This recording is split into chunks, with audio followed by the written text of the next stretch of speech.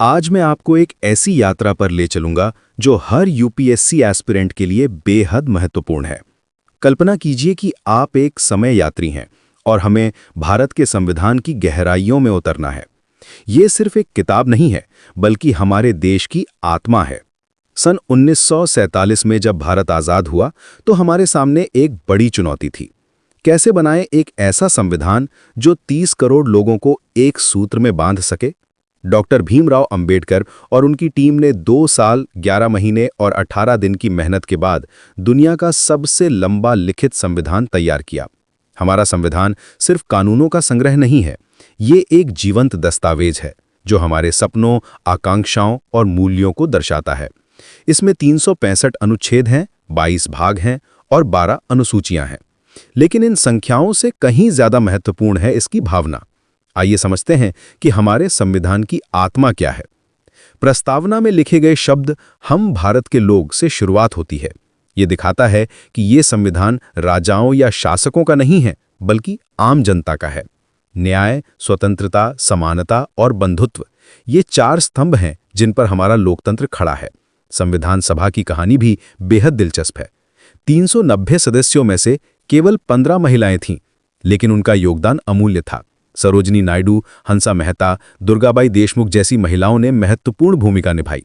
ये दिखाता है कि हमारा संविधान विविधता में एकता का प्रतीक है।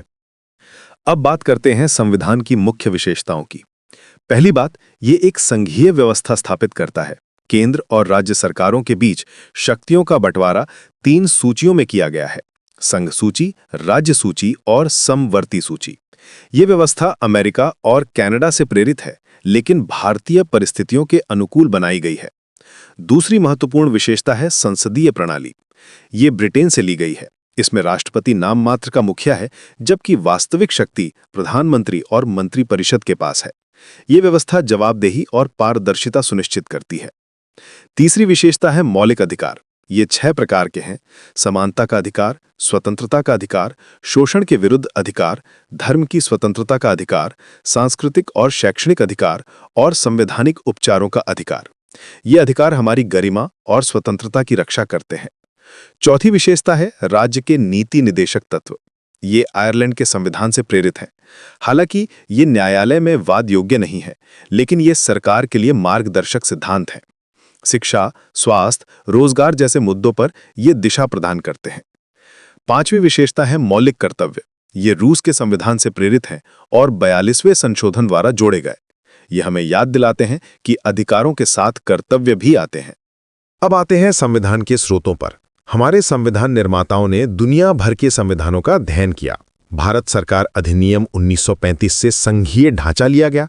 अमेरिका से मौलिक अधिकार, न्यायिक समीक्षा और संविधान की सर्वोच्चता का सिद्धांत लिया। ब्रिटेन से संसदीय प्रणाली और कानून का शासन लिया। आयरलैंड से राज्य के नीति निदेशक तत्व, ऑस्ट्रेलिया से समवर्ती सूची का विचार, कनाडा से केंद्र की मजबूती का सिद्धांत, जर्मनी से आपातकाल के प्रावधान, दक्षिण अफ्रीका से संविधान संशोधन की प्रक्रिया और जापान से कानून द्वारा स्थापित प्रक्रिया का सिद्धांत लिया गया। लेकिन यह सिर्फ नकल नहीं थी।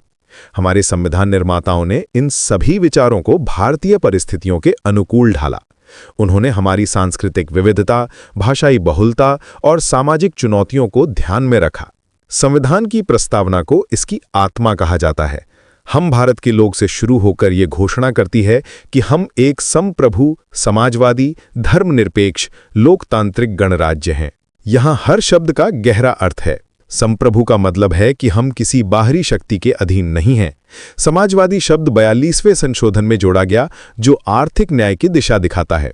धर्मनिरपेक्ष का मतलब है कि राज्य का कोई आधिकारिक धर्म नहीं है, सभी धर्मों के साथ समान व्यवहार किया जाता है। लोकतांत्रिक का अर्थ है कि शक्ति जनता के हाथों में है।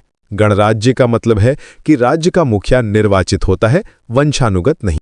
न्याय, सामाजिक, आर्थिक और राजनीतिक, ये तीनों प्रकार का न्याय सुनिश्चित करने का संकल्प है। स्वतंत्रता, विचार, अभिव्यक्ति, विश्वास, धर्म और उपासना की। समानता, प्रतिष्ठा और अवसर की। बंधुत्व, व्यक्ति की गरिमा और राष्ट्र की एकता सुनिश्चित करने वाला। अगली बार हम मौलिक अधिकारों की गहराई में जाएंगे और समझेंगे कि कैसे ये हमारे दैनिक जीवन को प्रभावित करते हैं। ये यात्रा अभी शुरू हुई है और आगे और भी रोचक पड़ा